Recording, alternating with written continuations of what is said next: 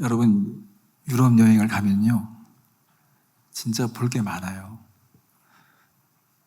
정말 가는 곳마다 사진을 찍고 싶은 만큼 아름다운 광경이 펼쳐집니다.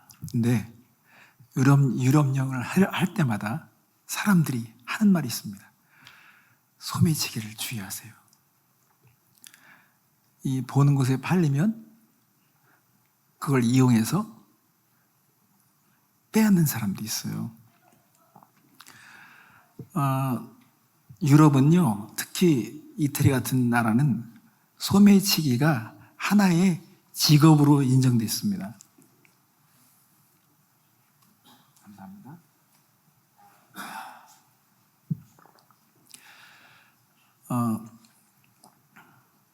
어느 정도냐면요, 사람들의 그 생각의 흐름을 파악하고 어디에 집중하는가, 집중하면 어딘가 방심하거든요. 그러니까 빈틈을 노려가지고 그 사람의 것을 빼앗는 것입니다. 예를 들어 볼까요? 이 소매치기 범들은 매년마다 진화해요. 그래가지고 연구를 합니다. 심리학 박사 수준이에요. 그래가지고 여행 간 사람들이 나름대로 막 경계심을 갖고 있죠. 그렇지만 반드시 허점이 있습니다. 옷을 잘 입은 사람이 있어요. 유럽에서 내가 사진 멋있게 찍으려고 옷을 잘 입고 갑니다. 근데 그런 사람들 노립니다. 그 사람들이 심리를 이용하죠. 그래가지고 그 옆에 가가지고 커피를 흘려요. 그 사람 옷에. 그럼 당황하잖아요. 이 옷 입고 내가 사진 찍으려는데 이게 커피 흘렸으면 이거 엄청나게 이 사람 여기에 막 생각이 몰리잖아요. 그러면 또 그 소매치기가 닦아주겠다고 막 그러면 이 사람은 그것도 싫어. 그래가지고 막 그 상황을 모면하고 막 실갱이 벌이라고 이렇게 하는 사이에 벌써 캐리어 가방이 없어집니다. 다른 사람이 딱 가져가요. 여기에 생각이 쏠려 있으니까. 뭐 음식점에서 뭐 핸드폰 옆에다 놓고 밥 먹잖아요. 이건 가져가라는 소리예요. 이렇게 사람이 갑자기 나타나가지고 종이를 하나 내밉니다. 이거 여기다 사인해달라고 막 그러면 이때 언어에 대한 자신감 있는 사람은 이때 내 언어를 과시할 수 있는 기획을 하면서 뭐 응하잖아요. 벌써 이 사람은요, 이 종이를 놓으면서 밑에 있는 핸드폰을 딱 손에 집어가지고 가버립니다. 그러니까 순간적으로 그냥 당하는 거예요. 어떤 사람은 난 절대 안 당할 거야 라고 하죠. 그 사람이 당해가지고 유튜브에 자기가 당한 이 과정을 또 담아가지고 유튜브에 올렸어. 여행 전체가 우울하고 착잡한 것입니다. 그런데 제가 왜 이런 일 말씀드리냐면요, 우리 인생 전체가 이런 일이 벌어지고 있습니다. 우리가 깨어있지 않으면, 우리가 정말 사단의 전략을 보지 못하면 우리는 어디서 당하는지를 몰라요. 인생이 다 송두리째 빼앗깁니다. 똑똑하지 않아서가 아니에요. 사단의 존재를 인정하지 않는 것부터가 우리는 이미 속고 있는 것입니다. 그래서 소매치기에 당하지 않기 위해서는요, 시스템을 가져야 된다고 말합니다. 그래서 가방을 딱 안쪽으로 탁 맵니다. 이 앞쪽으로. 손이 들어온 게 안 보일 수 없는 시스템. 손이 들어오면 다 보이잖아요. 뭐 이렇게 들고 다니고 가 소용없습니다. 딱 안쪽으로 매라는 것입니다. 그리고 핸드폰도 만약에 볼 것 같으면 안전한 장소에서 이렇게 딱 보라고 얘기합니다. 이렇게 해도 사실은 안전하지 않죠. 그렇지만 절대 당할 수 없는 시스템이 뭐냐, 절대 당할 수 없는 행위가 뭐냐, 이걸 생각해야 하겠죠. 여러분, 우리가 이번 9월 달에 느헤미야서를 보고 있지만 유다 백성이 성벽을 재건하고 나서 이들이 서약을 맹세하는 가운데 핵심적으로 맹세하는 문구들을 우리가 본 것입니다. 이 문구 속에는 그들이 왜 당했는지, 왜 빼앗겼는지, 왜 우리가 나라를 잃었는지, 왜 우리가 70년이라는 세월을 손해봤는지 이것에 대한 핵심적인 것을 그들은 파악했고 그것을 그들은 정확하게 보면서 여기에 문을 딱 걸어 잠그면서 이제 여기에 대해서는 우리가 절대 속지 않겠다라는 그런 결의문을 선택한 것을 우리가 본 거예요. 그렇기 때문에 이 문구를 잘 해석하면 우리가 어디에서 무너지는지, 어디에 성벽이 훼손되는지, 어디에서 우리가 속았는지를 볼 수 있다는 것이죠. 성도 여러분, 이 성경은 그냥 쓰여진 게 아닙니다.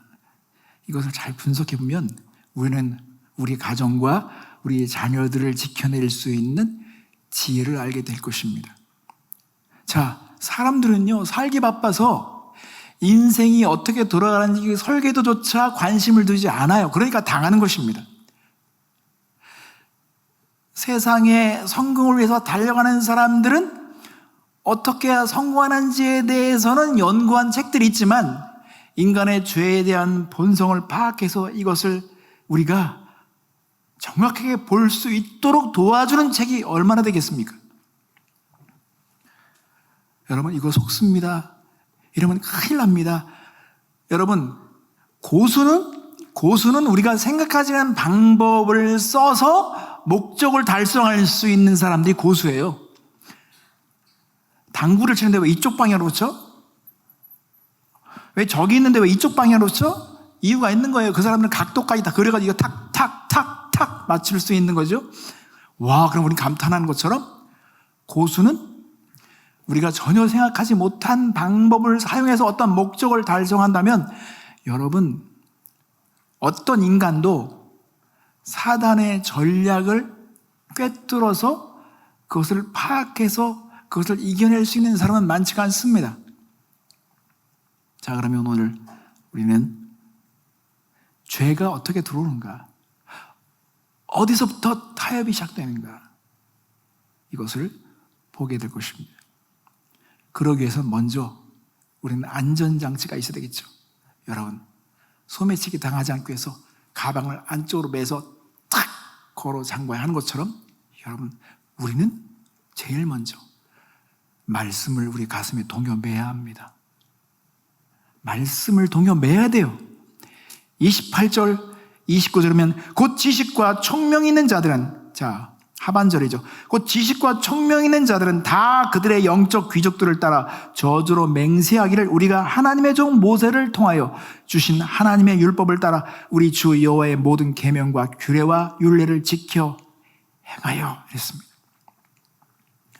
왜 이들은 모두가 다 모세가 준 율법에 대해서 이런 결의를 할 수 있었을까요?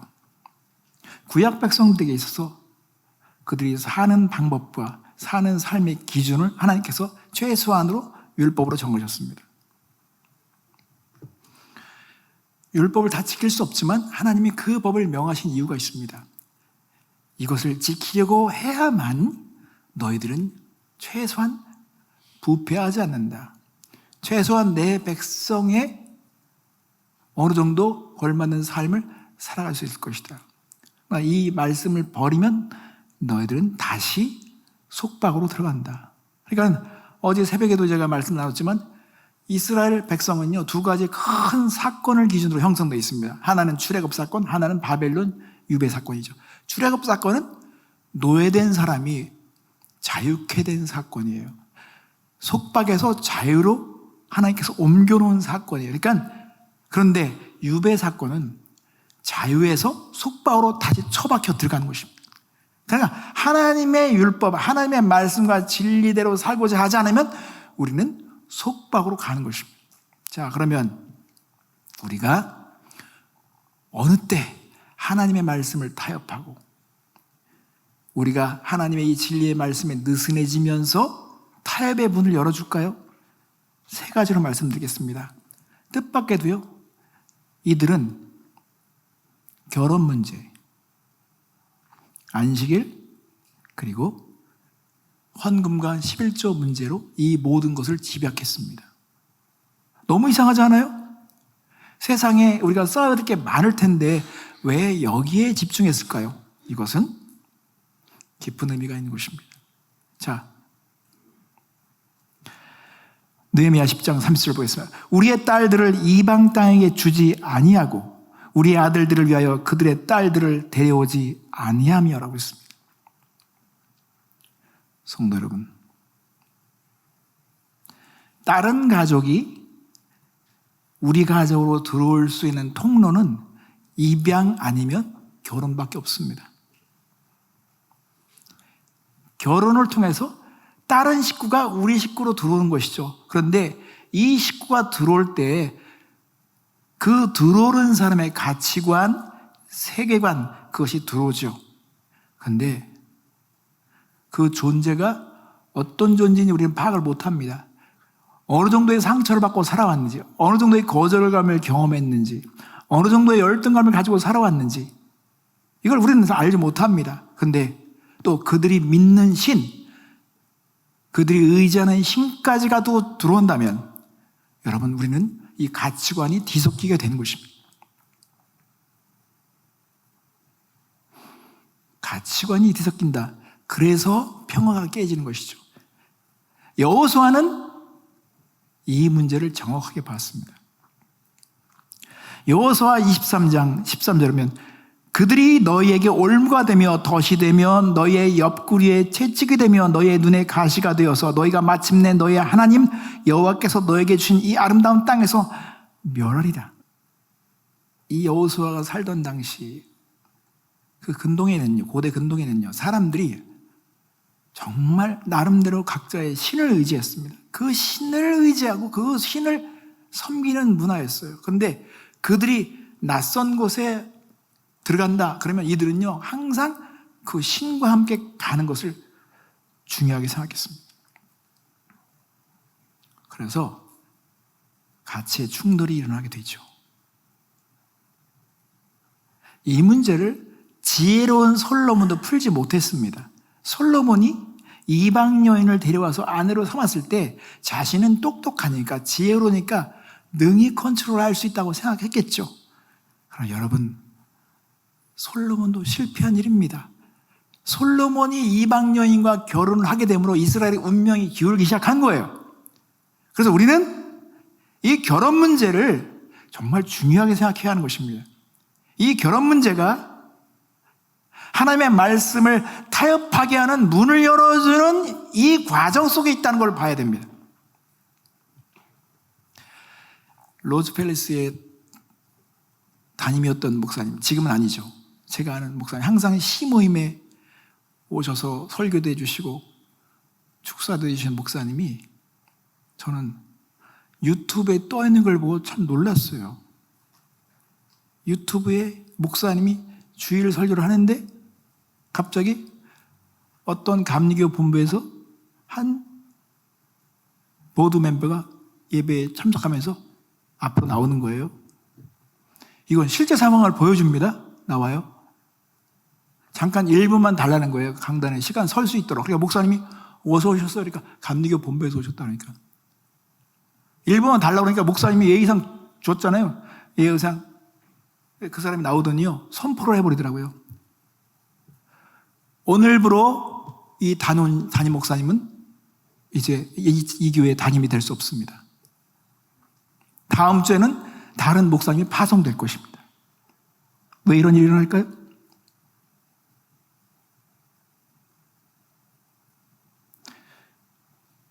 동성애는 죄라는 것을 교회가 결의하기 시작했을 때, 여기에 모든 사람이 같은 뜻을 갔을 때 사단이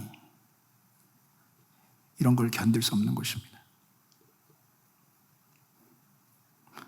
이 미국에 있는 연합감리교회는요, 동성애 목사들이 생겨났고요, 동성애가 합법화되면서 역차별을 당하고 있는 이런 상황입니다. 여러분, 우리는 지금 이 불행한 시대를 살고 있습니다.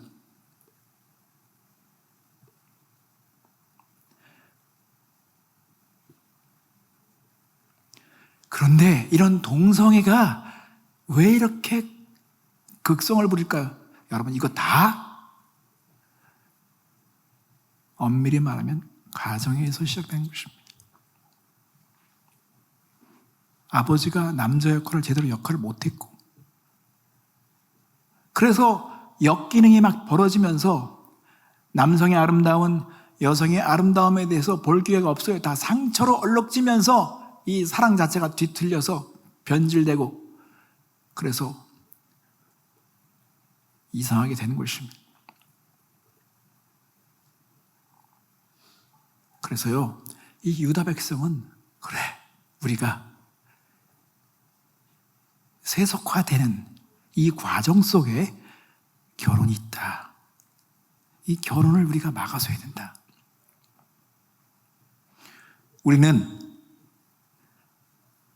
느헤미야 13장 26절 27절에 보면 여러분 이렇게 느헤미야가 외칩니다.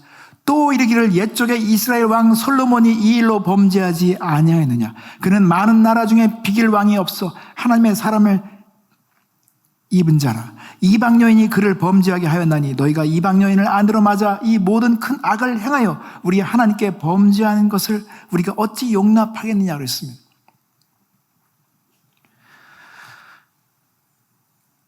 우리는 겸손해야 합니다. 인정할 거 인정해야 합니다. 지금 우리는 이 피부색이 다른 것을 말하는 게 아닙니다. 신앙의 가치가 같다 그러면 얼마든지 다른 민족과 결혼을 할 수 있겠죠. 그렇지만 우리가 준비되지 않고 막연하게 환상을 가지고 있다 그러면 우리는요 이미 먹히기 시작하는 것입니다. 가치에 굴복당하기 시작하는 것입니다.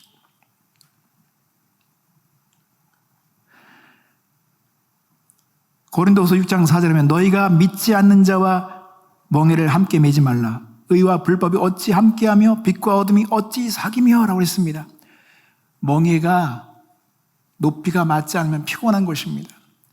가난할 수 있어요. 가난한 사람과 부자가 결혼할 수 있어요. 그렇지만 가치가 너무도 차이가 나는 사람과 결혼하면요 엄청 힘든 겁니다. 그런데 신앙적인 가치는 더 중요하겠죠. 자, 우리는 실패해도 눈물을 흘리며 배워야 하겠습니다. 우리 자녀들에게는 이런 유산을 물려주지 않겠다. 그래서 우리는 뼈저린 교훈을 얻어야 하는 것입니다. 눈물을 쏟아내야 하는 것입니다. 그래, 더 이상 이러한 유전을, 이러한 대를 물려주지 말자. 끊어내기 위해서 신앙적인 가치에 대해서 고민해야 하는 것입니다. 여러분, 우리는 부모로서 억지를 부릴 때가 있어요. 모순을 행할 때가 있습니다. 자녀들은 다 관찰합니다. 우리가 위기 때 어디로 달려가는지, 우리가 두려울 때, 우리가 자존심이 상할 때 어디로 피하는지 이런 걸 다 보고 있는 것입니다.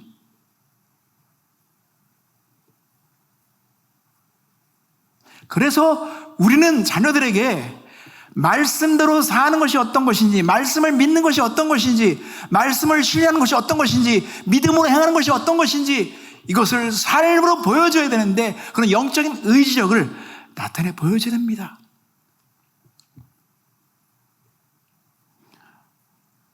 엄마가 목욕탕 갈 때 반값으로 내고 싶어서 막 애 앞에서 지금 얘가 지금 초등학교 들어갔는데 얘 어린애 유치원, 나 유치원이에요. 그런데 애들이 다 봤어. 여러분, 그거는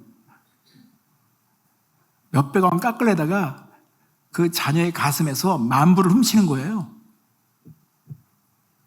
이거를 돌이키는데 세월이 필요하잖아요. 그죠?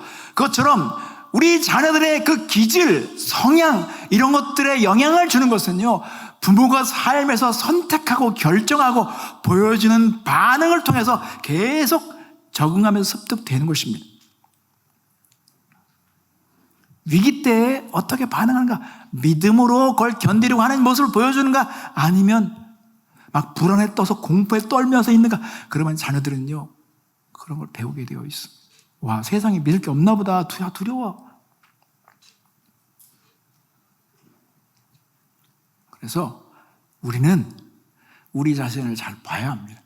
성찰해요. 그러니까 성경에서는 우리에게 계속 말하는 거예요. 우리가 정말 하나님을 믿고 있는 건가? 우리가 말하는 것과 믿는 것이 일치되고 있는 것인가 하는 것입니다. 진실해야 합니다. 진짜 진실해야 되는 것입니다.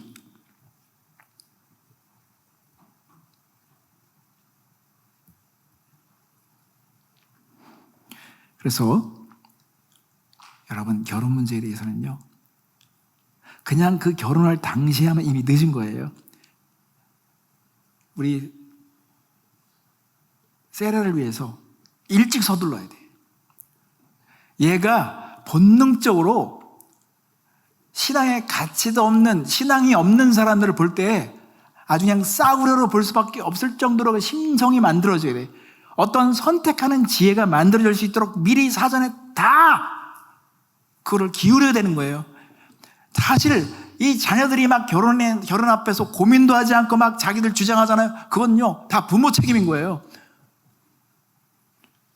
그들이 진지하게 고민하는 과정을 부모들이 보여주지 않은 것입니다. 결혼할 때 보면 신앙을 알 수 있다고 그러잖아요. 결혼할 때 보면요, 막 고집스럽게 부르잖아요. 그건요, 다 보면 그들이 고민하는 내용들 보면 다 그거는요, 진지하게 고민하는 과정을 부모들이 보여주지 않았기 때문에 그런 것입니다. 신앙의 가치가, 난 이건 양보 못해. 절대 양보할 수 없어. 아무리 갑부집 자녀로 할지라도 난 믿음이 없으면 나는 그것을 좋게 보지 않는다. 그런데 이게 그 결혼할 당시만 말하는 게 아니라 어떤 멘트만을 위한 것이 아니라 삶에서 그 가치를 막 보여줬어야 돼. 진짜 엄마는 다 이래도 정말 하나님을 붙드네, 다 이래도 하나님을 소중히 여기네, 정말 하나님을 저렇게 사랑하네. 그러면 그 가치가 막 물들어가지고요, 자녀들에게 막 채색이 돼서 어떤 상황이 되면 이 본능이 형성되기 때문에 구토가 나와야 돼요. 난 그거 선택할 수 없어. 나 역겨워서 못해. 이렇게 돼야 되는데, 그냥 그 상황이 되면 그냥 막 부잣집이다, 뭐 어떻다, 막 이래가지고 그냥 신앙 다 팔아먹잖아요.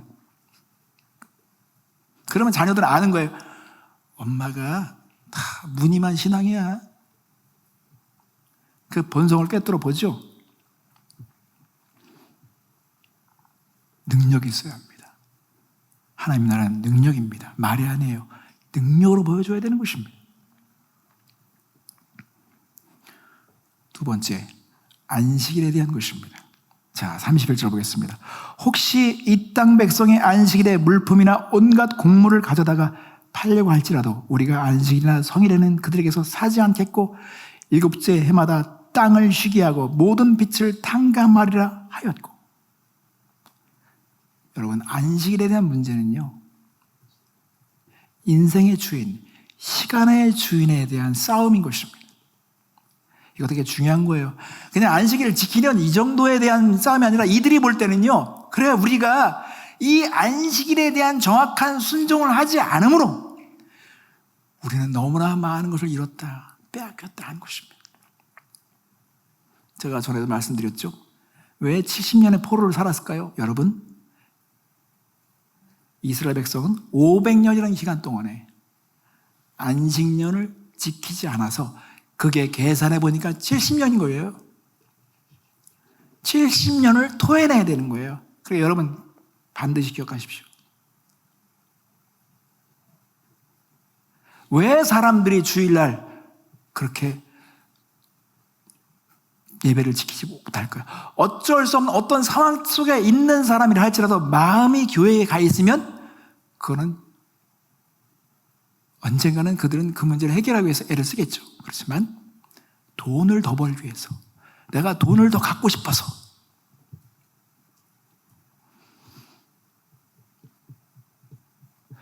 여기 세라자매도 있지만요, 그래서 간호사가 되잖아요. 그러면 대부분 다 그 초기에 돈의 유혹에 다 넘어갑니다. 왜? 한 시간에 예를 들면 뭐 500불 준다. 그런데 공휴일 같은데 다른 사람이 다 놀 때 내가 일하잖아. 그러면 심지어 2배까지 받습니다. 어떤 사람은 더블 일해요. 그러니까 신앙이 한순간에 무너져요. 돈 앞에 굴복하는 것입니다.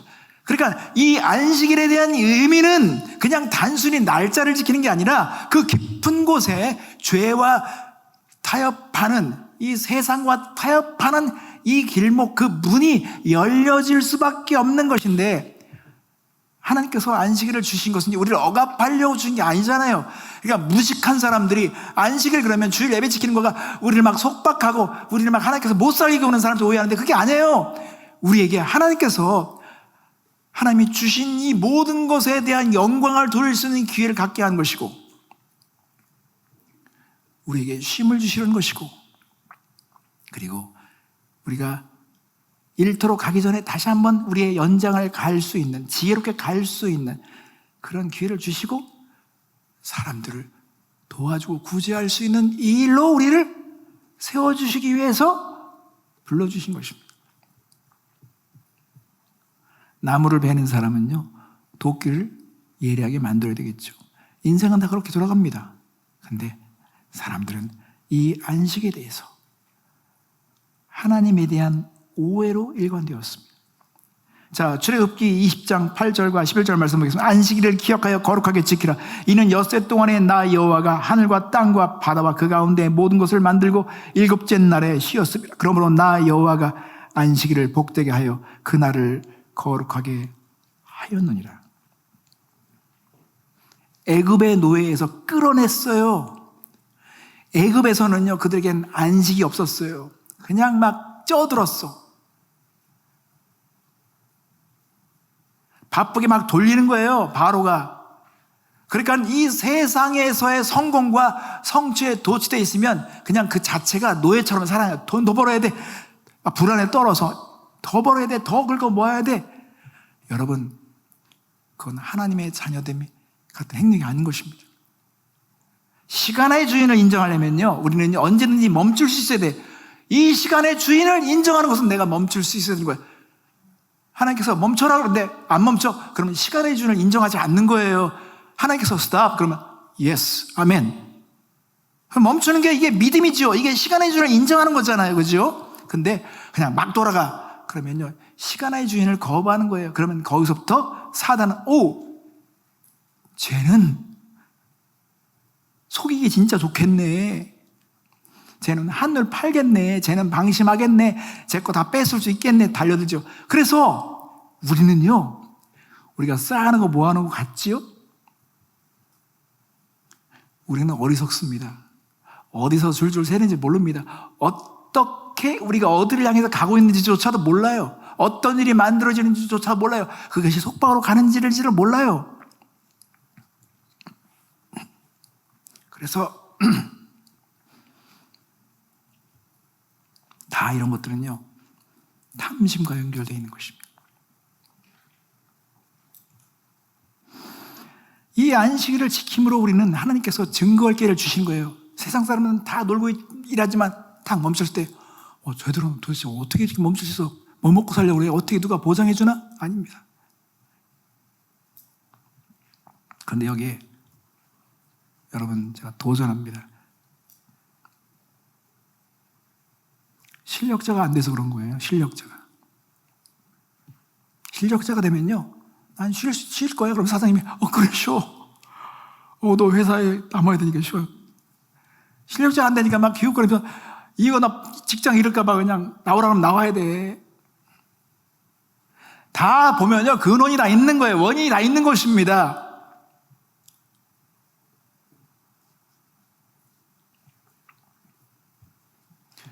한 가지 더 보겠습니다. 자,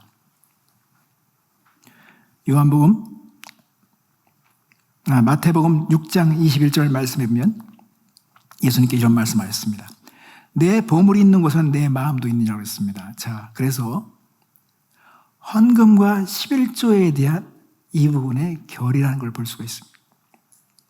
성도 여러분,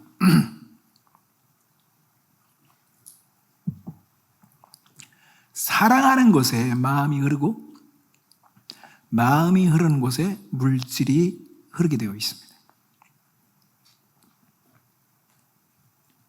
사랑하는 곳에 물질이 쓰여지죠. 그래서 예수님께서 요한복음 2장 17절에 성전을 막 청결케 하실 때 제자들은 그걸 깨달은 거예요. 제자들이 성경 말씀에 주의 전을 사모하는 열심히 나를 삼키려 한 것을 기억하더라 그랬습니다. 성도 여러분, 아내가 사랑스러우면요 처갓집도 사랑스럽죠. 그렇게 돼 있어요. 그것처럼 하나님께서 인간의 이런 구조 자체를 이렇게 만들어서 사랑이 있는 곳에 물질이 쓰여지도록 만드셨어요. 그래서 사람이 그 혓바닥을 관찰하면 건강 상태를 알 수 있잖아요. 그러니까 그 사람들이 물질을 어떻게 쓰는지를 보면 그들의 영적인 상태를 알 수가 있습니다. 하나님께 인색하다? 그러면요 믿음이 없는 것입니다. 하나님의 은혜를 실감하지 못하는 것입니다. 이미 스스로 반증하는 것입니다.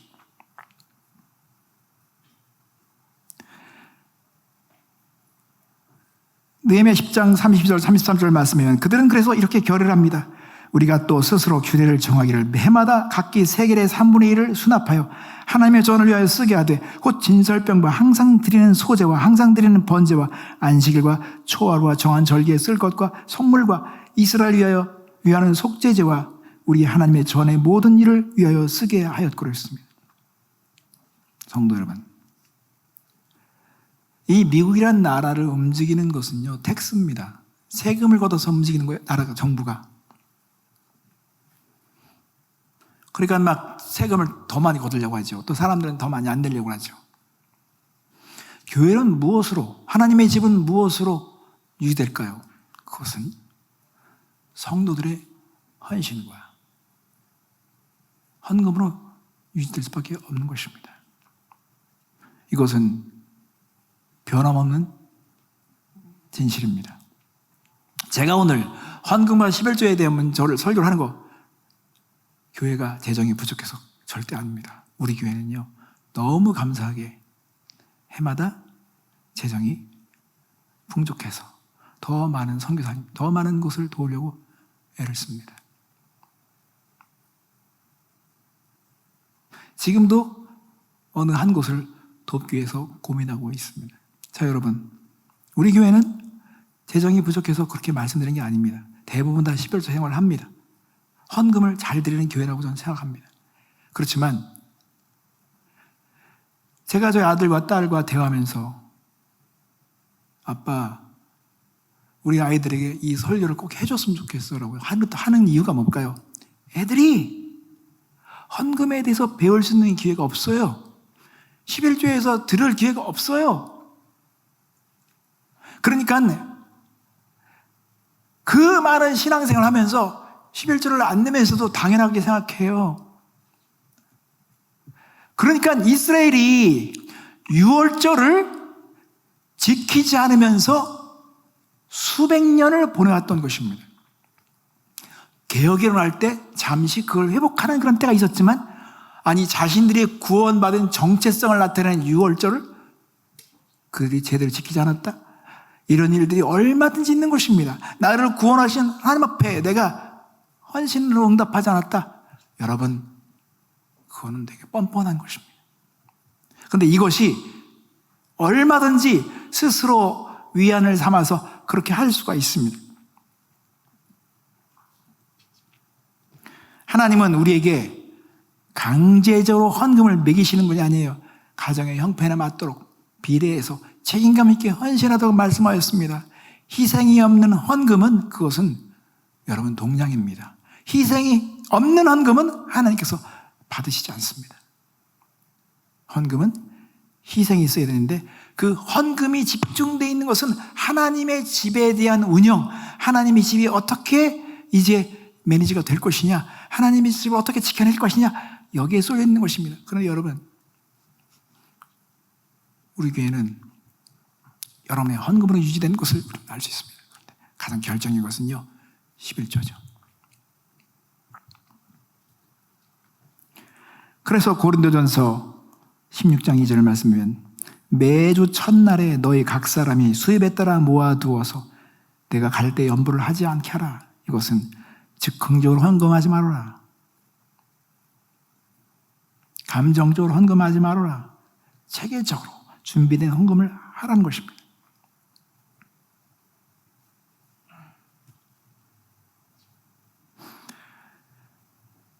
35절 36절 말씀이면 해마다 우리 토산 소산의 만물과 각종 과목의 첫 열매를 여호와의 전에 드리기로 하였고 또 우리의 맏아들들과 가축의 처음 난 것과 소와 양의 처음 난 것을 율법에 기록된 대로 우리 하나님의 전으로 가져다가 우리 하나님의 전에서 섬기는 제사장들에게 주고라고 했습니다. 이 당시에 이 페르시아는요 세금이 무지무지 셌습니다. 그런데 이들이 그 세금에 대한 압박과 부담을 짊어지면서도 이들은 첫 열매를 드리고자 하는 결단을 내린 것입니다. 첫 것을 드리고자 하는 결단을 내린 것입니다. 이것은 정말 놀라운 것입니다. 왜 그럴까요? 우리가 어디서 무너진지 알기 때문에, 우리가 하나님에 대한 이 결심을 보이지 않으면 우리 후손들은 망한다. 우리는 이 헌물을 드림으로 하나님의 전을 하나님의 집을 지켜내야 된다. 이걸 우리가 지켜내야 된다. 막연한 신앙생활 하면 안 됩니다.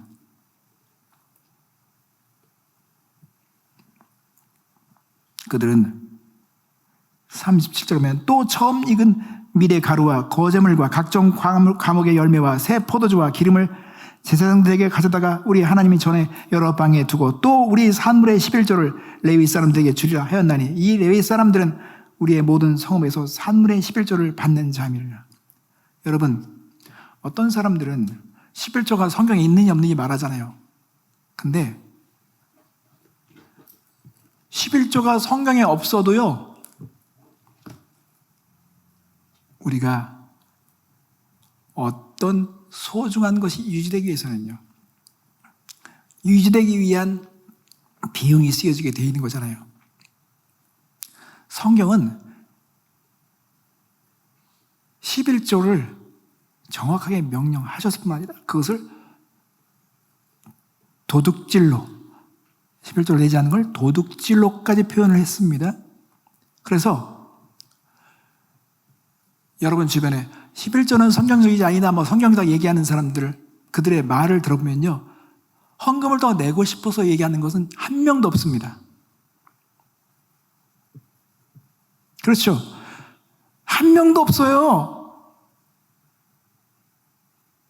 그렇게 얘기하는 사람은요, 어딘가 그들이 기여하고 있는 데가 있으면 제가 이해라도 하겠는데 그런 것도 없습니다. 다 스스로 양심의 가책을 느끼고 그걸 보호막을 치기 위한 그런 것일 수 있습니다. 그래서 우리는 물질의 주인, 아까는 시간의 주인이죠. 물질의 주인, 우리는 이 물질의 주인이 하나님께로 왔다. 우리는 세속화된 생활을 거부한다. 우리는 이 물질이 우상이 된 이 세상을 우리는 거역한다. 우리의 보화가 하나님께 있다는 것을 보이는 것이죠.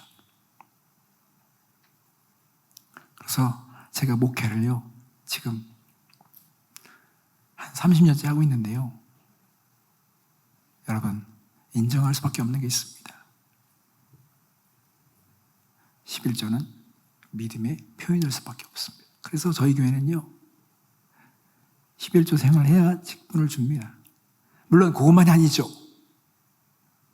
그리고 11조 생활을 할 수 있는 사람만이 발언권을 가질 수 있다고 저는 생각합니다. 그 발언권은 그냥 아무나 발언하는 게 아니라 교회의 어떤 것을 결정할 때에 그들이 얘기할 수 있는 권한이라는 것이죠. 어떻게 회비도 안 내는 사람이 이래고저라고 얘기를 합니까? 저는 회비로 말씀드리는 게 아닙니다. 성경은 분명하게 이 11조에서 얘기하시는 것이죠. 내가 내 마음 가운데 사랑이 아버지 집에 있다, 그러면 아버지 집을 돌봐야 되잖아요. 아버지 집이 어떻게 되는지 관심을 가져야 되잖아요. 어떻게 재정이 제대로 됩니까?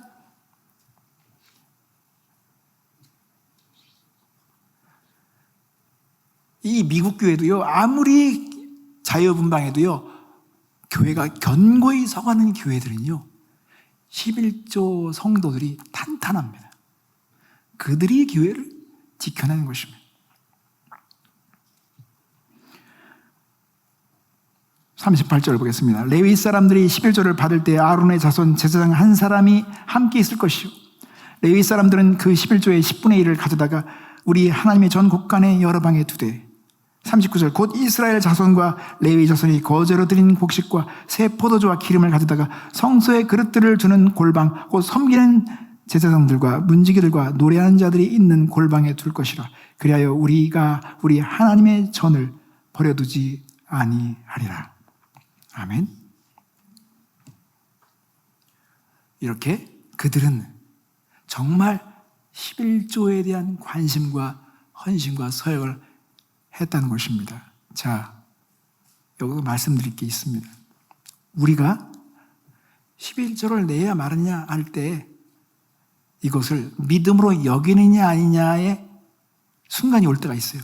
그러니까 11조를 안 내는 사람들은 몰라서 못 낼 수도 있고요, 내기 싫어서 안 낼 수가 있어요. 그렇지만 정말 여기는 게 중요해요. 우리 대학생들 가운데도요, 꼬박 아르바이트 해가지고 11조를 꼬박꼬박 내요. 그럼 제가 아유, 부모에게 잘 배웠구나.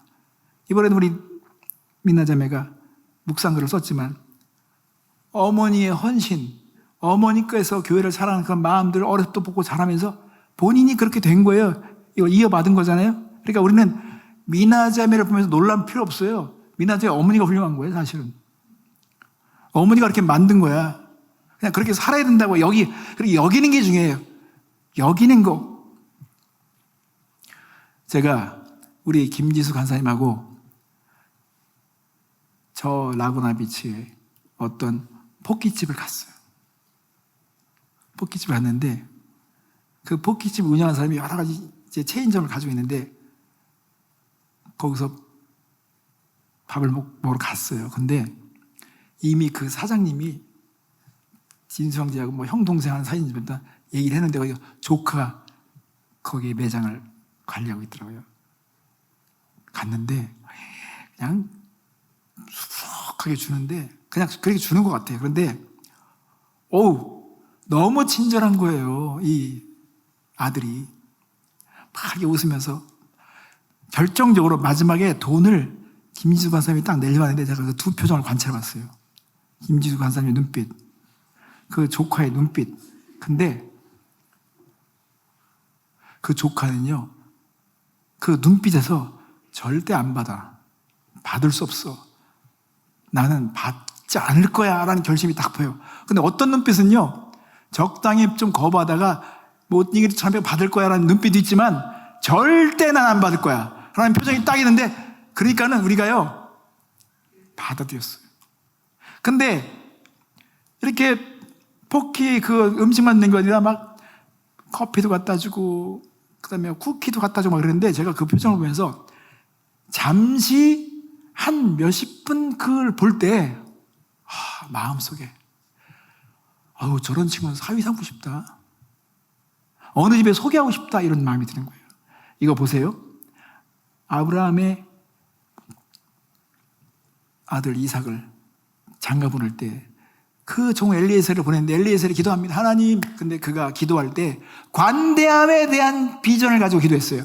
관대함을 나타낼 수 있는 사람이면 되지요. 하나님, 관대한 사람, 내가 낙타를 데리고 갔는데 여기에 나만 줄까 아니라 낙타까지 물을 먹일 수 있다면 이건 지나친 관대함인데 이렇게 관대할 수 있는 사람이면 되지요. 그러는데 정말 리브가가 막 그 무더운 여름에 막 퍼주고 막 계속 하는 거예요. 물동을 이어가지고 막 낙타도 먹이고 그러니까 엘리에서는 하나님 할렐루야 응답됐네요. 여러분, 이 관대함 중요한 것입니다. 그리스도의 영성 가운데 관대함. 여러분, 관대한 사람은 멋있어요. 얼굴이 못생겨도요 되게 존경스러워요. 쫀쫀한 사람은요 아주 추해 보여요. 그러나 그가 막 관대하잖아요. 그러면요 그냥 마음이 훅 가는 거예요. 그것처럼 여러분, 우리가 우리의 인생을 승부를 걸 때 사람과의 관계 속에서 승부를 걸면 안 돼요. 이 인생 전체를 주관하시는 그 실력자이신 하나님께 승부를 걸어야 되잖아요. 그러면 하나님께 우리의 관대함을 나타내야 되는 것입니다. 그러면 절대 실패할 수 없습니다. 하나님은 선택에까지 영향을 미쳐주십니다. 우리가 막 스스로 인생의 주인이 돼서 막 긁어 모으려고 하죠? 여러분, 그건 안타까운 것입니다. 결국은 다 쏟아낼 것입니다. 이 세상은요, 우리가 잃어버릴 수밖에 없는 사건과 선택과 환경들은요, 엄청나게 많습니다. 하나님이 보호해 주셔야 돼요. 하나님이 함께 해 주셔야 돼요. 여기 우리 예반자매도 있지만 두 사람이 저를 결혼하는 데 있어서요, 하나님이 간섭해 주신 것입니다. 예반자매가 한국으로 돌아가려고 했었어. 원래 한국에 그냥 살아야 되나 할 정도였었어요. 그런데 하나님께서 우리 전사님의 그 눈물의 기도, 예반자매의 그 고운 마음, 어릴 때부터 그냥 천생이 착한, 그러니까 정말 여유 있는 실력 있는 남편을 붙여주셨어. 두 사람 사이에서 자식이 나왔을 때 이 자식이 정말 이렇게 관대하면서 정말 하나님을 잘 섬기는 후손들이 만들어져야 된다면 지금부터 그렇게 실천해야 되는 것입니다.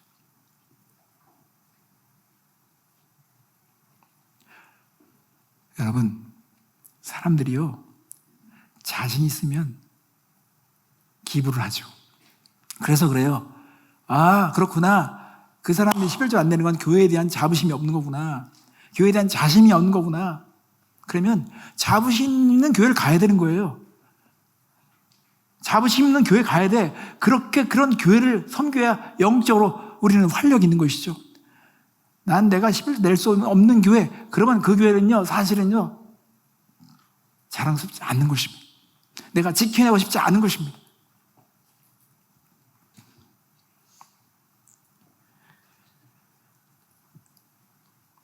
오늘 이제 정리해 보겠습니다.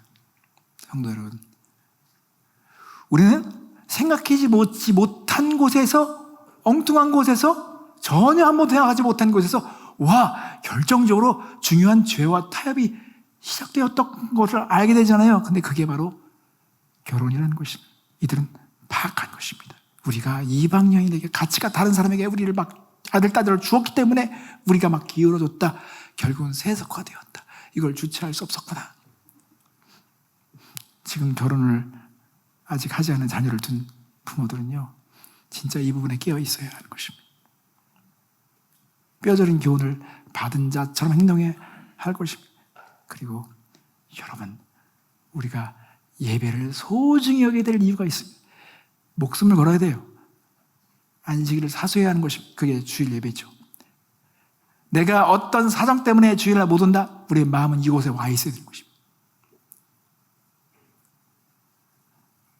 그리고 요즘에 홀로그램이라는 것들이 나와가지고요, 내가 부산으로 가고 있는데 이 홀로그램으로 내가 여기 있게 만들어서 여기서 예배하는데 그걸 실시간으로 보는 그런 것들도 최근에 봤어요.